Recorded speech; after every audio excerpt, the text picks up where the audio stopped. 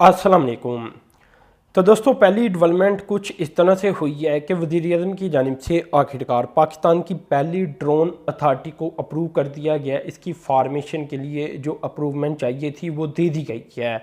काफ़ी अहम तरीन डेवलपमेंट हुई है। अब ड्रोनों को लेकर आपको पता है कि पाकिस्तान के अंदर अब ड्रोन मैन्युफैक्चर होंगे, और मैं ये डिफेंस ड्रोन की बात नहीं कर रहा, कमर्शियल ड्रोन्स की बात कर रहा हूँ। तो सिविल अथॉरिटी वैसे इसे हैंडल करना चाहती थी और वैसे भी उन्हीं का बनता था, लेकिन इसके लिए अलग से अथॉरिटी बना दी गई है कि ड्रोन्स के लिए जो सिविल ड्रोन होंगे वो काफ़ी ज़्यादा काम में लाए जा सकते हैं। आजकल अगर देखा जाए टेक्नोलॉजी का दौर है, तो पाकिस्तान ने इसके लिए अलग से ही अथॉरिटी कायम कर दी है। अब देखें दोस्तों, यहाँ मैं आपको कुछ मालूमात इस मतलब दे देता हूँ कि इनका काम क्या होगा। इनका काम सुपरविजन भी होगा, इम्प्लीमेंटेशन भी होगा। यानी अगर किसी को लाइसेंस देना है तो ये भी काम करेंगे, अगर इम्प्लीमेंटेशन कहीं रेगुलेशंस की करवानी है तो यही करेंगे, अगर तो कोई रेगुलेशंस बनानी है तो यही अथॉरिटी बनाएगी। और इसके अलावा प्रोडक्शन को भी देखेगी, इनके स्टैंडर्ड्स को भी देखेगी कि अगर एक ड्रोन पाकिस्तान के अंदर बन रहा है, मैन्युफैक्चर हो रहा है, तो उसका जो स्टैंडर्ड रेगुलेशन है इसके ऊपर पूरा उतर रहा है वो ड्रोन या नहीं।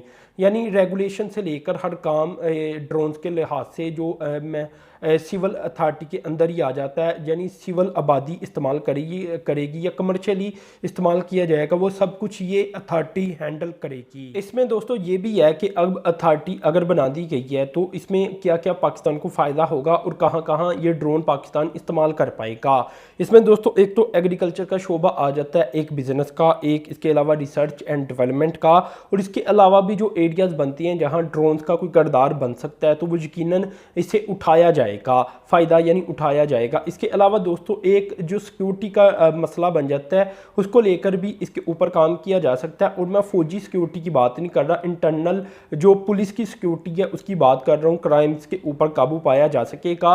इसमें भी दो चीज़ें आ जाती हैं, दो पॉइंट आ जाती हैं कि अगर पुलिस के अंदर भी इसे दे दिया जाए कि ड्रोन्स के ज़रिए, अभी वो कर भी रही हैं थोड़ा बहुत, ये मैं आपको बता दूं कि ड्रोन्स के ज़रिए जराइम के ऊपर काबू पाया जाए, उनके कैमराज के ज़रिए गली मोहल्लों के ऊपर नज़र रखी जा सके, हाईवेज़ के ऊपर नज़र रखी जा सके।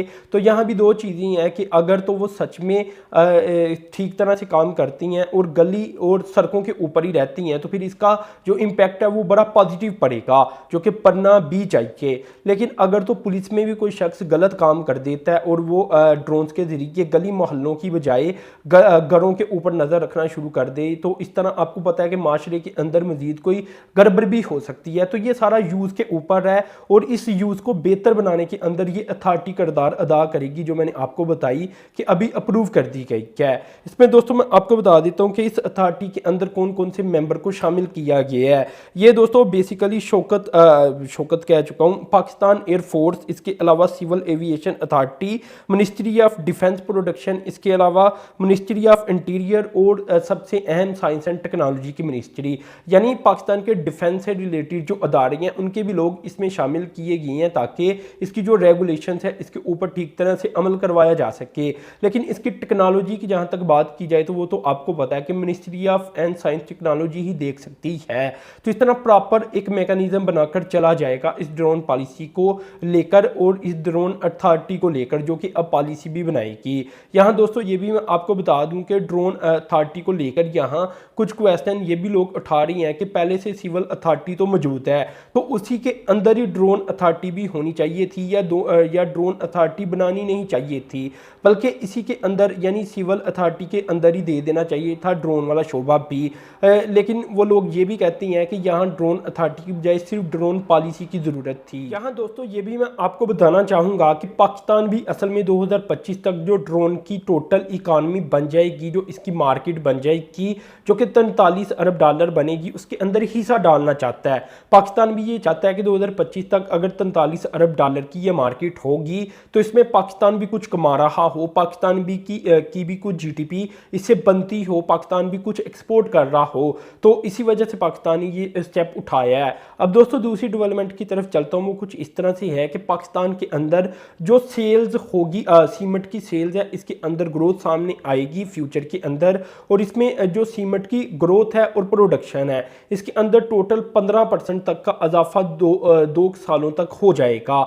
इसका दोस्तों रीज़न ये है कि पाकिस्तान के मुख्तलिफ जो आप कह सकते हैं कि सीमेंट बनाने वाली कंपनीज है वो अपने ऑपरेशन को एक्सपेंड करने जा रही हैं, काफ़ी बड़ा करने जा रही हैं, क्योंकि सी पैक की वजह से और डैम्स की वजह से पाकिस्तान के अंदर फ्यूचर के अंदर जो सीमेंट की डिमांड है उसमें इजाफा होगा। ऊपर से आपको पता है कि नया पाकिस्तान हाउसिंग स्कीम का भी आगाज़ हो चुका है, तो जब घर ज़्यादा बनाए जाएंगे तो वहाँ भी सीमेंट की जो खपत है उसमें इजाफा होगा। इसमें दोस्तों ये भी मैं आपको बता दूं कि जो कंपनीज ये अपनी एक्सपेंशन करेंगी इसमें एक लकी सीमेंट, फौजी सीमेंट, कोहाट सीमेंट और डीजी खान सीमेंट आ जाता है। इसके अलावा अटक सीमेंट, तो ये अपनी कैपेसिटी के अंदर इजाफा करेंगे और टोटल जो कैपेसिटी बन जाएगी ये बन जाएगी 11.8 मिलियन टन।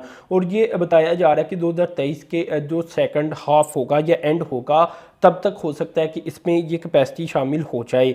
इसमें दोस्तों मजीद ये भी मैं आपको बता दूं कि इसके अलावा भी कोई 4 यूनिट नए लगाए जाएंगे, ठीक है ना, इस एक्सपेंशन के अलावा, जिससे मजीद कैपेसिटी के अंदर इजाफा होगा। और ये बताया जा रहा है कि 6 मिलियन तक जो टन है, 6 मिलियन टन सीमेंट के अंदर इजाफा हो सकता है, मजीद जो यूनिट लगा दिए जाएंगे। तो इस तरह ओवरऑल कैपेसिटी के अंदर इजाफा किया जाएगा सीमेंट की। इसके अलावा दोस्तों ये भी मैं आपको बता दूं कि पाकिस्तान के अंदर ये चौथा एक्सपेंशन प्लान होगा सीमेंट की फैक्ट्रीज का, जिससे सीमेंट की जो प्रोडक्शन है उसमें काफ़ी इजाफा हो जाएगा।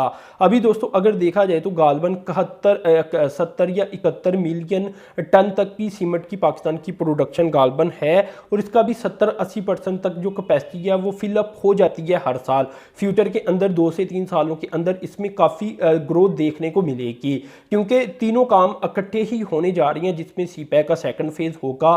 जो डैम्स है वो आपको पता है शुरू हो चुकी हैं और 2 सालों तक वो पीक के ऊपर चले जाएंगे, जिससे जो सीमेंट की डिमांड है उसमें इजाफा होगा। और तीसरा नया पाकिस्तान हाउसिंग प्रोजेक्ट, उसके अंदर 2 सालों तक आपको पता है कि काफ़ी इजाफा देखने को मिलेगा। इसके अलावा रावी रिवर फ्रंट प्रोजेक्ट भी बन जाता है, तो इन सब के लिए सीमेंट दरकार होगा।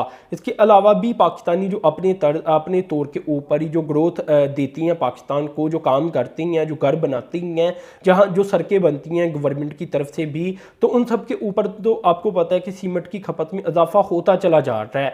तो ये वो तमाम चीज़ें हैं जिसकी वजह से पाकिस्तान ने 4th एक्सपेंशन प्लान का मंसूबा बना लिया है और इसके ऊपर भी काम का आगाज़ शुरू कर दिया है। अलावा दोस्तों जो तीसरी और छोटी डेवलपमेंट है वो भी शेयर कर देता हूँ कि ये स्क्रीनशॉट आपके सामने आ रहा होगा, ये आप पढ़ सकते हैं कि सोलराइजेशन मुकम्मल कर दी गई है एक फेमस टूरिस्ट हिली स्टेशन के ऊपर जिसका नाम है अल्लाहू। तो यहाँ सोलराइज किया गया है इसे गुलशनाबाद से लेकर, जो कि कोहाट के करीब है, और आगे ये जाता है अल्लाहू ट्रेल तक।